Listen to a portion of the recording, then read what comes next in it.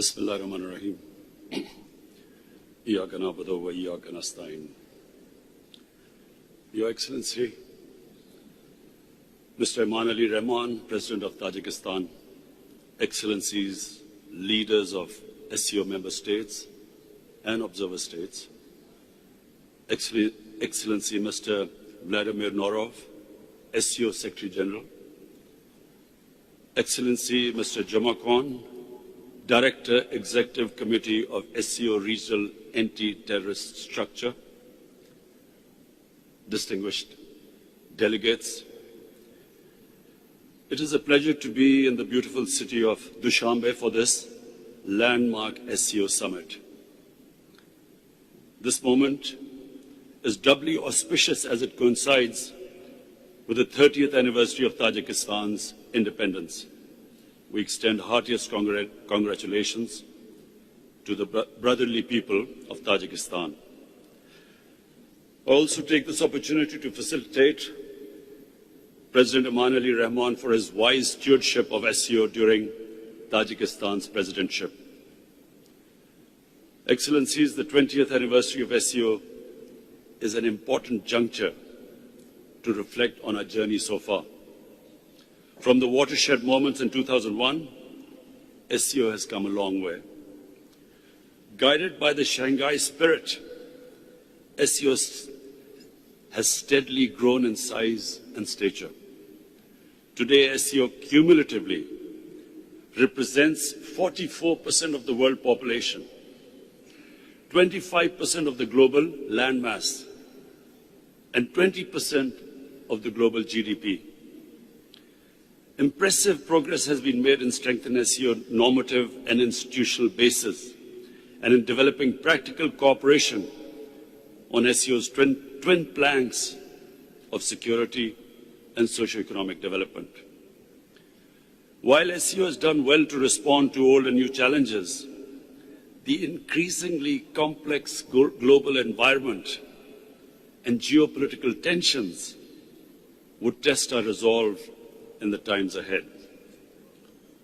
For our part, we must resist any drift towards bloc politics and stress that peaceful coexistence and cooperation, not confrontation, should be the main drivers of global politics.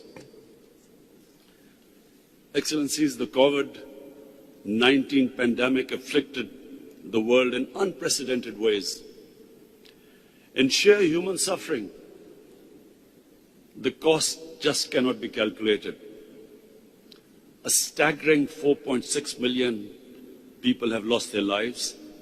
223 million people have been infected. While the public health systems were overwhelmed, economies worldwide faced downturn and recession. And most of all, the poor were hit the hardest everywhere, whether living in the impoverished south or the affluent north. For the first time in 20 years, the world saw a rise in absolute poverty. We in Pakistan adopted a collaborated strategy of smart lockdowns with simultaneous focus on saving lives, securing livelihoods, and stimulating the economy. A very difficult road to navigate. Our social protection program, which was called SCOC, Compassion, helped millions of families to survive. I also launched a global initiative for debt relief to help create fiscal space for developing countries, to mitigate the negative effects of the pandemic and achieve sustainable development. The advent of COVID vaccine in a relative short time is a miracle of science. We believe science should continue to guide the world's efforts as it combats the pandemic. Attempts to politicize the question of virus origin should be avoided, as it is divisive at a time when the world needs to unite. The vaccine should also be available to everyone on an equitable basis as a global public good. Excellencies, climate change is another existential threat that our planet faces. Mitigating its effects is rightly commanding the highest priority on global agenda. Pakistan's contribution to global emissions is negligible, yet we are amongst the 10 most vulnerable countries to negative effects of climate change. My government, I'm proud to say we've initiated a flagship program of planting 10 billion trees. Our initiative for Clean and Green Pakistan not only aims to protect nature and restore ecosystems, but also expand ecotourism and create thousands of new jobs for our youth.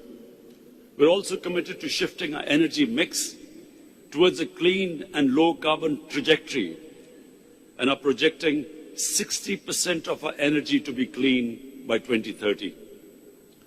We continue to work with the international community towards comprehensive implementation of Paris Agreement and mobilization of enhanced international climate finance to achieve our shared objectives.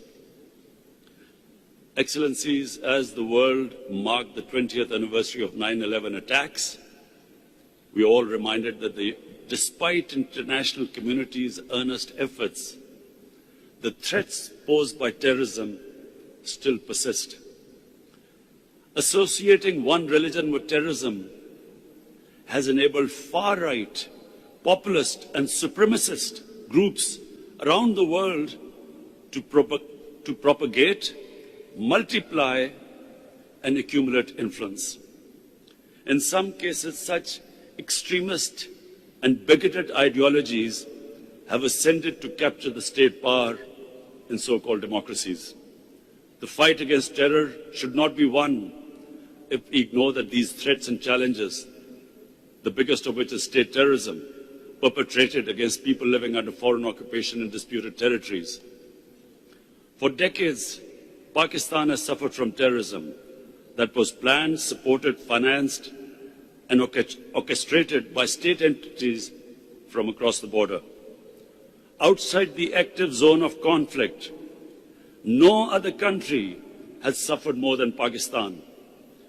We have suffered 80,000 casualties, an economic loss in excess of $150 billion, apart from millions of people being internally displaced. Yet our resolve remains strong. We will continue to be a reliable and a willing partner of the international community in the fight against terrorism and extremism. Excellencies, threats to international and regional peace and security is a vital interest of SCO. We believe faithfully implementing UN Security Council resolutions for peaceful settlement of outstanding disputes is a necessary condition for peace and indispensable for creating an environment of cooperation. Unilateral and illegal measures to change the status of disputed territories in violation of Security Council resolutions run counter to this objective. Such measures must be condemned and opposed firmly for being in violation of the SCO Charter and its well-established principles of interstate relations. Excellency, most significantly, Afghanistan is rightfully the focus of our attention in view of the recent developments. The sudden change of the previous regime, which took everyone by complete surprise, the takeover by Taliban, and the full withdrawal of foreign forces has established a new reality in Afghanistan. That all this happened without bloodshed, without civil war, without mass exodus of refugees, should be a matter of relief to all of us. We in Pakistan were fearing a bloodbath like it happened after the Soviets exited from Afghanistan in 1989. It is now in the international community's collective interest to ensure that there is no renewed conflict in Afghanistan and the security situation is stabilized. Equally urgent priorities are to prevent a humanitarian crisis and an economic meltdown.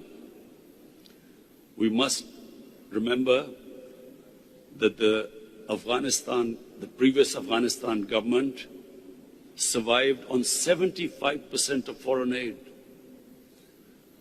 With the removal of foreign aid, there is a danger of economic collapse. And this is the time to stand with the people of Afghanistan. We commend the UN Secretary General and UN agencies for leading from the front in mobilizing international support for the immediately needed humanitarian assistance. Apart from helping in the international evacuation efforts, Pakistan has extended all possible support and provision and facilitation of humanitarian relief.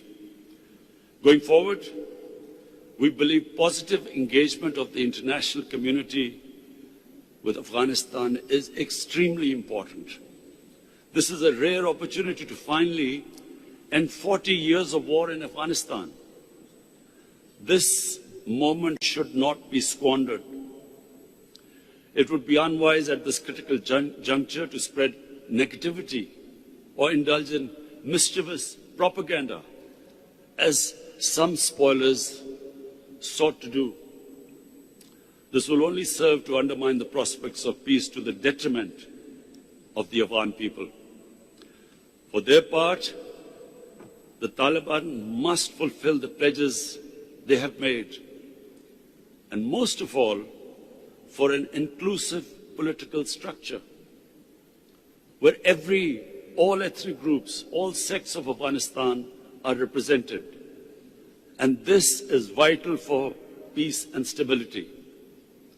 Apart from that, the human rights of all Afghans should be protected, and they should ensure that Afghanistan is never again a safe haven for terrorists. As a country that has continuously suffered from the spillover of conflict and stability in Afghanistan and borne the burden of nearly 4 million refugees for almost 40 years, Pakistan has an abiding interest in peaceful and stable Afghanistan. We will continue to support a stable and prosperous Afghanistan, and we must all realize that the history of Afghanistan suggests that the people of Afghanistan fiercely protect their sovereignty. Afghanistan is one country that cannot be controlled from outside. Excellencies, sustainable peace and stability in Afghanistan will also help us realize our vision of an interconnected, prosperous, and economically vibrant region. In Pakistan, we have shifted our focus from geopolitics to geoeconomics. Our new economic security paradigm has 3 central pillars: peace, development partnerships, and connectivity. Pakistan's geostrategic location as a natural bridge connecting Central Asia with South Asia finds its manifestation through the platform of SCO. Pakistan offers the shortest route to the sea for many of our partners in Central Asia. I commend the initiative by the President of Uzbekistan to host the International Conference on Central Asia, South Asia connectivity in Tashkent last July. There is no doubt that the web of rail, road, and sea and air links across the SCO region will usher in a new era of enhanced trade, energy flows, and people-to-people exchanges. This hard and soft connectivity will contribute significantly to progress and peace in the region and beyond. These trans-regional linkages will be reinforced by the China-Pakistan Economic Corridor, the flagship project of BRI, which is making steady progress. Excellencies, as we commemorate the milestone 20th SCO Summit, I propose 5-point way forward. 1. We must reaffirm our complete support for effective multilateralism and the principles of the UN Charter, including equality and sovereignty of states, respect for territorial integrity, non-aggression, non-use or threat of force, and people's right for self-determination. 2. We must strengthen our collective endeavors to mitigate the adverse economic impact of COVID-19 pandemic, including through the SCO joint advisory measures. 3. We must chart out a coordinated SCO approach towards stabilizing the situation in Afghanistan, including through enhanced engagement to address our common concerns and safeguard our shared interests, steps to provide humanitarian support and ensure economic stability, and measures to enable Afghanistan to become a reliable partner in peace and prosperity. 4. We must advance the agenda of regional connectivity. In this regard, taking the process forward, Pakistan would like to host a conference on the theme Transport connectivity for regional prosperity. Transport connectivity for regional prosperity. And 5, we must, recognizing the immense potential of our youth, explore all possible avenues for their increased interface and empowerment. Pakistan would like to host a conference on youth empowerment through digital economy. Excellencies, before concluding, I take the opportunity to congratulate my brother Raisi, President Raisi, as Iran embarks upon the process of admission to the SCO. I also congratulate brothers from Saudi Arabia, Egypt, and Qatar on joining as new dialogue partners. I also thank Secretary General Norov on successful completion of his term and welcome Ambassador Meng as the new Secretary General. Finally, I congratulate my brother President Shavkat on Uzbekistan chair of the SCO for 21-22 and assure him of Pakistan's full support. Thank you.